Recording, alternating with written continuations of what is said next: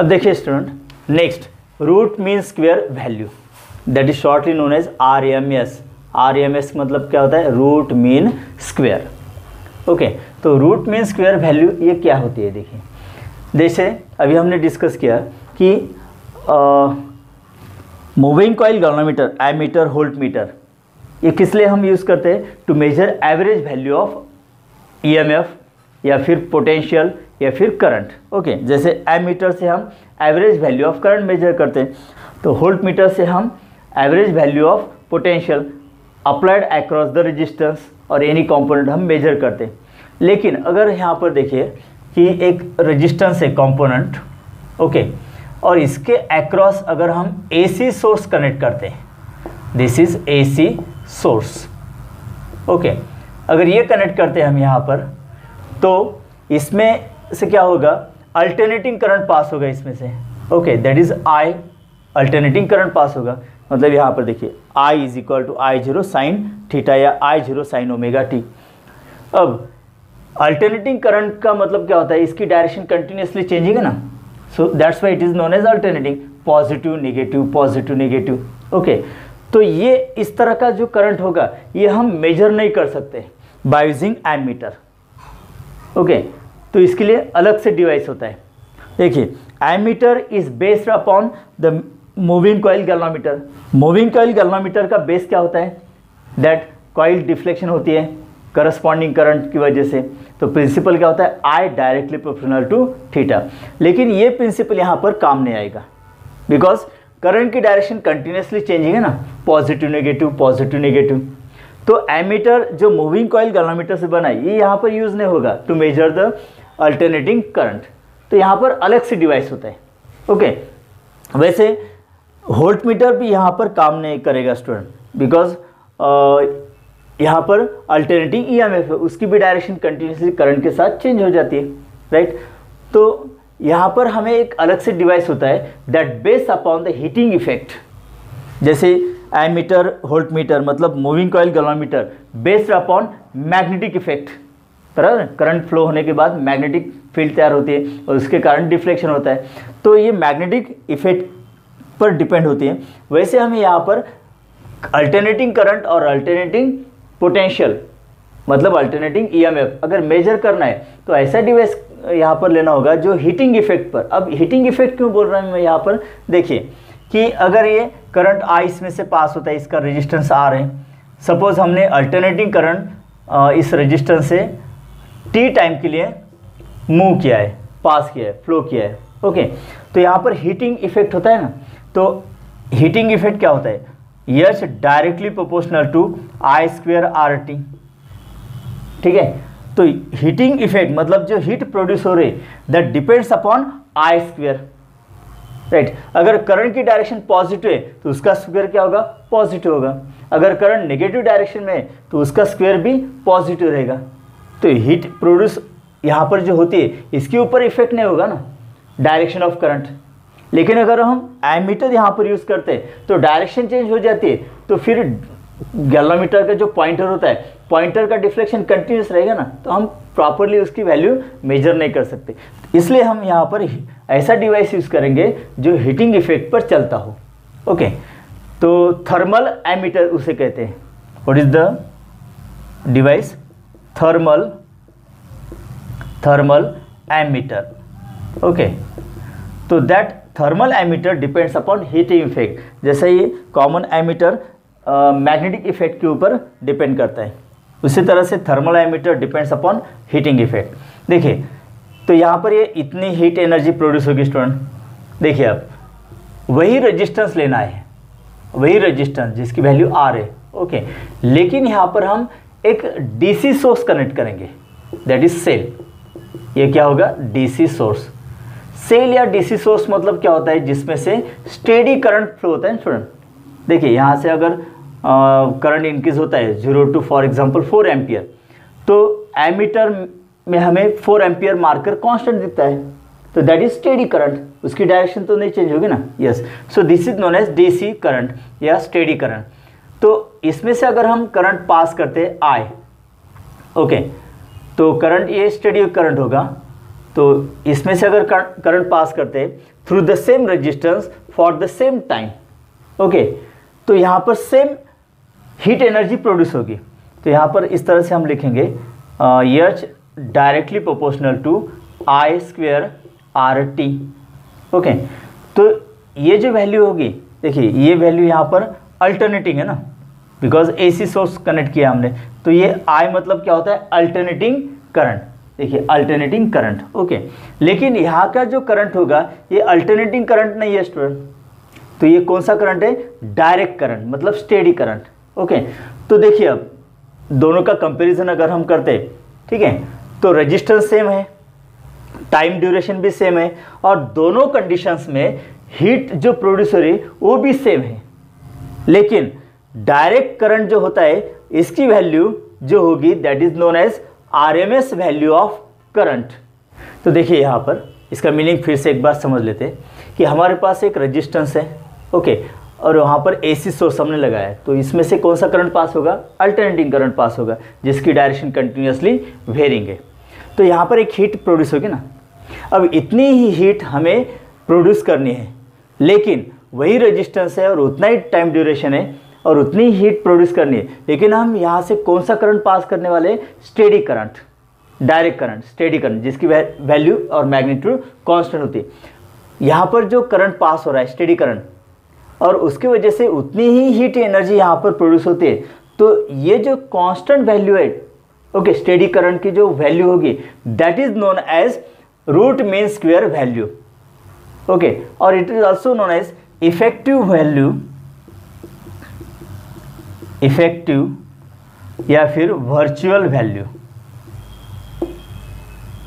ठीक है, या फिर आरएमएस वैल्यू। देखिए तीन तरह के नाम है इसको, मतलब आई आर एम एस, यहाँ पर जो लिखा है ना, I R M S, E R M S, this is also known as effective value of alternating current, virtual value of alternating current, या फिर RMS value of alternating current. Okay student, तो ये यहाँ पर हम डिराइव करते हैं अब।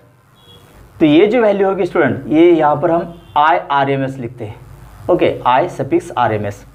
तो चलिए I R M S square is equal to I square, लेकिन अब ये जो करंट है ये अल्टरनेटिंग करंट है, जिसकी डायरेक्शन कंटिन्यूसली चेंजिंग हो रही है, मतलब और one complete half cycle positive negative, तो 0 to 2 पाई। तो यहाँ पर इसका इंटीग्रेशन लेंगे हम, इंटीग्रेशन 0 to 2 पाई तक, मतलब over one cycle, over one cycle. अब इस तरह से हम इसके वैल्यू निकाल सकते हैं I R M S, okay. तो ये कंपेयर किया है ना हमने, I R M S square directly proportional to I square, okay. तो I R M S square is equal to integration alternating value का स्क्वेयर यहाँ पर लिया हमने, फ्रॉम 0 to 2 पाई, मतलब over one complete cycle, okay.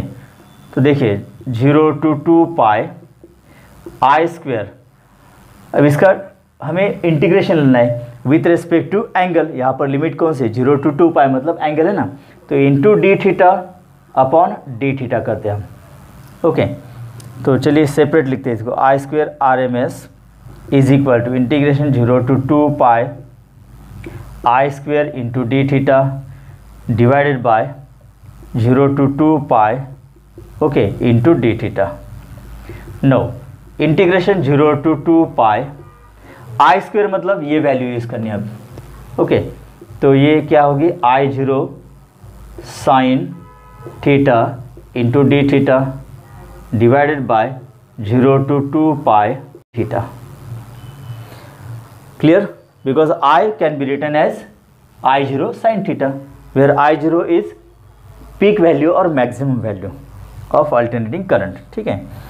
तो देखिए I R M S square is equal to integration 0 to 2 pi, अब यहाँ पर स्क्वेयर है ना, ये आई स्क्वेयर है इसलिए ब्रैकेट का स्क्वेयर होगा, इसको कैसे लिखेंगे हम, आई 0 स्क्वेयर इंटू साइन थीटा का भी स्क्वेयर होगा, sign square theta into D theta, okay, divided by, अब यहाँ पर इसका इंटीग्रेशन क्या होगा, डी थीटा का इंटीग्रेशन होता है थीटा, ओके, और लिमिट 0 to 2 पाई, राइट। अब I R M S square is equal to, देखिए 0 to 2 pi integration, I zero constant है because peak value maximum value constant है ना, तो आई जीरो स्क्वेयर को हम बाहर निकालते हैं इंटीग्रेशन से, और यहाँ पर क्या बचेगा फिर sign square theta into D theta, okay, divided by, अब इसको कंप्लीट करते हैं, इजी है, तो upper limit minus lower limit, तो ये क्या होगा 2 पाई माइनस 0, ओके। अब इसको कंप्लीट करते हैं, तो चलिए इसके आगे का पार्ट यहाँ पर लिखते हैं हम, I R M S square is equal to, ठीक है, I zero square integration 0 to 2 pi. अब यहाँ पर देखिए साइन स्क्वेयर थीटा है, तो साइन स्क्वेयर थीटा का डायरेक्टली हम इंटीग्रेशन तो नहीं ले सकते, वैसा कोई फॉर्मूला भी नहीं है, ओके, लेकिन साइन स्क्वेयर थीटा को हम यहाँ पर इस तरह से लिख सकते हैं 1 minus cos 2 theta into D theta, इस तरह से हम लिख सकते हैं साइन स्क्वेयर थीटा, ओके। और ये डिवाइडेड बाय कितना आ जाता है यहाँ पर 2 पाई माइनस 0 मतलब 2 पाई, ओके। देखिए यहाँ पर एक फॉर्मूला है, sine square theta is equal to 1 minus cos 2 theta divided by 2, तो यहाँ पर डिवाइडेड बाय 2 होना चाहिए, तो ये फॉर्मूला है स्टूडेंट, ओके। तो यहाँ पर कंप्लीट करते हैं, I R M S square is equal to I zero square divided by 2 pi. तो अब इसका इंटीग्रेशन देखिए, इंटीग्रेशन 0 to 2 पाई, देखिए इसका इंटीग्रेशन अब कैसे सॉल्व करना है, ये 2 कांस्टेंट है ना, तो ये इंटीग्रेशन के बाहर आ सकता है, तो यहाँ पर 2 इंटू 2 पाई ऐसे लिखेंगे हम, तो ब्रैकेट में क्या रहेगा, सिर्फ 1 minus cos 2 theta into D theta, चलिए डी थीटा से इसको मल्टीप्लाई करते हैं, 1 into D theta D theta, okay, minus cos 2 theta into D theta, तो ये सेपरेट टर्म हो गए ना, ओके, तो ये ब्रैकेट में लिखेंगे, I R M S square is equal to I zero square divided by 2 into 2 pi, okay, okay, in bracket integration 0 to 2 pi D theta minus integration 0 to 2 pi cos 2 theta into D theta, तो इस तरह से इसको separate करेंगे integration, तो I R M S square is equal to I zero square divide by 2 into 2 pi, okay. तो पहले ये इंटीग्रेशन क्या होगा स्टूडेंट, डी थीटा का इंटीग्रेशन क्या होता है थीटा, और इनके लिमिट्स क्या होंगे 0 to 2 पाई, माइनस अब cos theta into D theta, इसका इंटीग्रेशन क्या होता है, कॉस थीटा का इंटीग्रेशन होता है, कॉस थीटा का इंटीग्रेशन होता है साइन थीटा, तो यहाँ पर क्या होगा देखिए इंटीग्रेशन इसका कॉस 2 थीटा है ना, तो ये हम यहाँ पर साइन 2 थीटा लिखते हैं, और लिमिट 0 to 2 पाई, ओके। तो I R M S square is equal to I zero square divided by 2 into 2 pi. अब इसको कंप्लीट करना है एक एक करके, देखिए इन ब्रैकेट, तो upper limit minus lower limit, theta की वैल्यू पहले 2 पाई रखनी है, माइनस अब थीटा की वैल्यू 0 रखनी है, माइनस अब यहाँ पर साइन 2 थीटा, तो पहले थीटा की वैल्यू 2 पाई रखनी है, बाद में 0 रखनी है, तो sine 2 into 2 pi minus sine 2 into 0, ठीक है।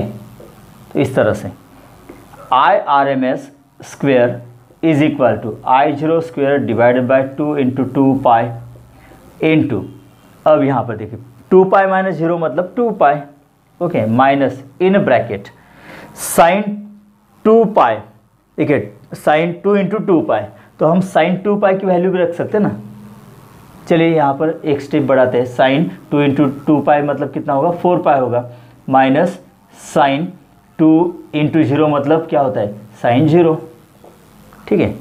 तो I R M S square is equal to I zero square divide by 2 into 2 pi in bracket 2 pi minus in bracket, देखिए साइन 0 की वैल्यू क्या होती है 0, ओके, साइन 2 पाई मतलब एक रोटेशन कंप्लीट होगा ना, तो साइन 2 पाई मतलब कितना 0 होता है, अगर 2 रोटेशन कंप्लीट हो जाते तो एंगल कितना होगा 4 पाई, तो उसकी भी वैल्यू कितनी होगी 0 होगी ना, यस, तो साइन 4 पाई की वैल्यू 0 माइनस साइन 0 तो 0 ही होती है।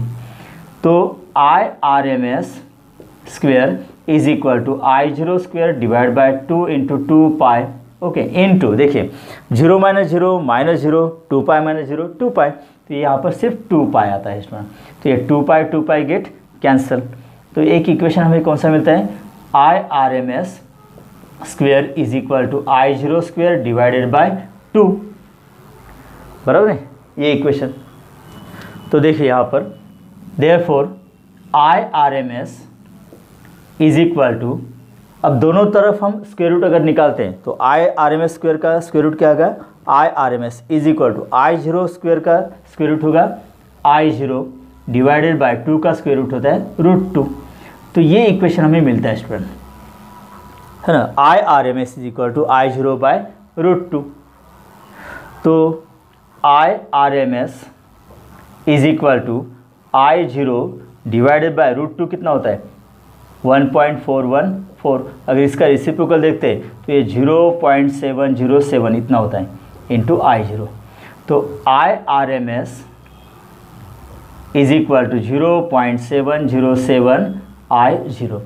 तो ये रिलेशन यहाँ पर मिलता है स्टूडेंट हमें, बिकॉज आई जीरो मतलब क्या होता है, आई जीरो मतलब peak value of alternating current, okay, और आई आर एम एस मतलब क्या होता है, उतना ही करंट लेकिन इन डायरेक्ट करंट मतलब डीसी करंट, जिससे उतनी हीट एनर्जी प्रोड्यूस होती है। देखिए फिर से अब यहाँ पर मीनिंग हम क्लियर करते हैं कि आई जीरो का मतलब क्या होता है, यहाँ पर आई जीरो मीनिंग क्या होता है, अल्टरनेटिंग पीक वैल्यू, है ना, पीक वैल्यू है maximum value of alternating current.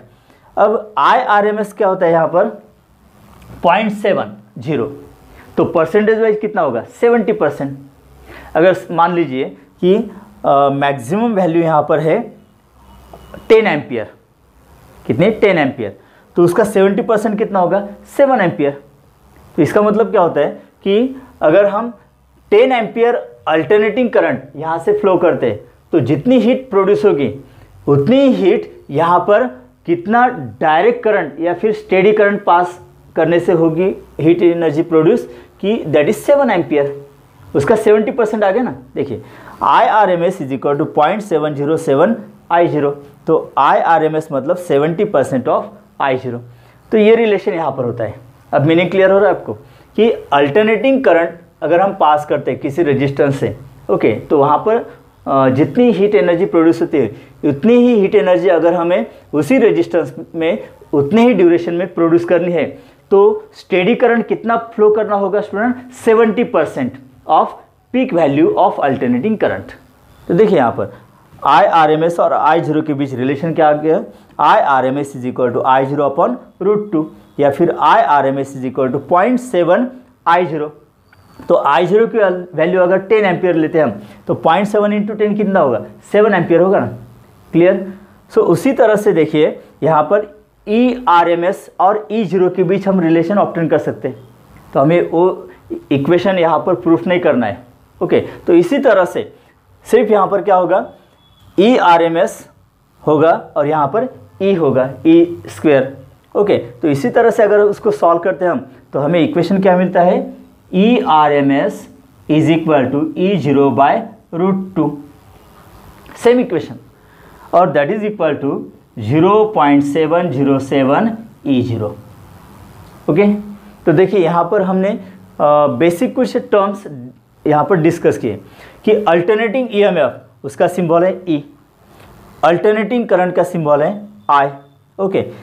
E zero I zero इसका मीनिंग क्या होता है, पीक वैल्यू या फिर maximum value, right. Average value जो हमने इससे पहले यहाँ पर डिस्कस किया था, तो एवरेज वैल्यू क्या होता है, दैट इज 2/पाई ई जीरो, बराबर है। यहाँ पर इक्वेशंस में लिखता हूँ एवरेज वैल्यू और मीन वैल्यू।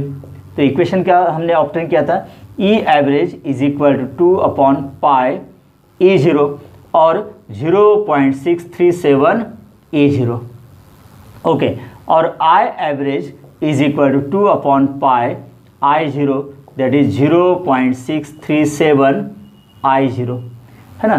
तो ये वैल्यूज यहाँ पर एवरेज वैल्यू या mean value of EMF and current. तो ये एक रिलेशन हमने ऑब्टेन किया था। और उसके बाद फिर IRMS एंड I0 के बीच रिलेशन। तो देखिए IRMS is equal to I0/√2, उसी तरह से ERMS is equal to E0/√2, where I0 and E0 are peak और maximum value of alternating current और EMF। ओके, तो IRMS या फिर ERMS, RMS वैल्यू को हम और किस टर्म से यहाँ पर मतलब डिनोट करते हैं, तो that is effective value, virtual value और RMS। तो ये आप याद रखिए। Okay, RMS value is also known as virtual value और it is also known as effective value. मतलब डायरेक्ट करंट का इफेक्टिव करंट क्या होगा, जिससे कि उतनी ही हीट एनर्जी प्रोड्यूस होगी जहाँ पर हम अल्टरनेटिंग करंट पास करते हैं उसी रेजिस्टेंस में उसी ड्यूरेशन के लिए। तो इसलिए यहाँ पर ये वर्चुअल वैल्यू या इफेक्टिव वैल्यू। देखिए न्यूमेरिकल से MCQ में आपको ये कन्फ्यूजन हो सकता है। अगर आपको यहाँ पर पूछा है कि पीक वैल्यू या मैक्सिमम वैल्यू निकालिए, तो आपको E0 I0 की वैल्यू निकालनी है, करेक्ट। उसके बाद अगर एवरेज वैल्यू ऑफ EMF या फिर एवरेज वैल्यू ऑफ करंट निकालना है, तो आपको ये वैल्यू निकालनी है EAV IAV, मतलब एवरेज EMF या फिर मीन EMF, ओके, और एवरेज करंट या मीन वैल्यू ऑफ करंट। तो ये रिलेशन यूज़ करना है आपको। उसी तरह से अगर आपको न्यूमेरिकल या MCQ में ऐसे पूछे जाते हैं कि फाइंड RMS वैल्यू या फिर फाइंड वर्चुअल वैल्यू या फिर फाइंड इफेक्टिव वैल्यू, ओके, तो आपको ये फॉर्मूलेज यूज़ करने हैं स्टूडेंट, ERMS या IRMS का, राइट। Okay student.